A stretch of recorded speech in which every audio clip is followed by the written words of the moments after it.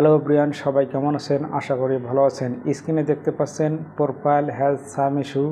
এই সমস্যাটা যাদের এসেছেন তারা আমার এই ভিডিওটি কন্টিনিউ করুন। কিছু কথা বলবো, আপনি এই প্রোফাইল নিয়ে সামনে এগোতে পারবেন কি পারবেন না, এই প্রোফাইলে কাজ করবেন কি করবেন না, সম্পূর্ণ এই ভিডিওর মাধ্যমে আমি আলোচনা করব। যাদের এই সমস্যাটা এসেছেন, সমস্যা কিন্তু দুই ধরনের হয়ে থাকে। একটা হচ্ছে সাম ইস্যু, শুধু সাম ইস্যু যদি থেকে থাকে, অবশ্যই কপিরাইট যদি থেকে থাকে তাহলে সেই প্রোফাইলে আপনি কাজ করতে পারবেন। আর যদি একবারে কন্টেন্ট মনিটাইজেশন সাসপেন্ড হয়ে যায়, সেই প্রোফাইলে আর কাজ করার কোনো দরকার নাই।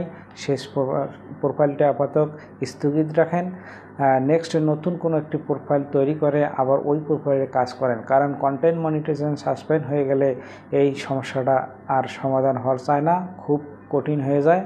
1 বছর 2 বছরও হতে পারে, তার কোনো গ্যারান্টি নাই। কিন্তু যদি আবার প্রোফাইল হ্যাজ সাম ইস্যু থেকে থাকে, অবশ্যই কপিরাইট রিমুভ অপশান যদি থেকে থাকে তাহলে আপনি এই প্রোফাইলে কাজ চালিয়ে যেতে পারেন। আর যাদের কন্টেন্ট মনিটাইজেশন সাসপেনশন, তারা আর এই প্রোফাইলে কোনো কাজ করার দরকার নাই, অন্য কোনো একটা প্রোফাইল বেছে নিন। যাদের অ্যাক্টিভ আছে কন্টেন্ট মনিটাইজেশন কিন্তু সাম ইস্যু চলে এসেছে, তারা কিন্তু কাজ করতে পারেন। যাদের স্টার অপশান আছে তারা কিন্তু কাজটা চালিয়ে যেতে পারেন। সবাই নিয়মিত পোস্ট করবেন এবং পারলে সপ্তাহে 1 থেকে 2টা দিন, সপ্তাহে 1 থেকে 2বার লাইভ করতে পারেন।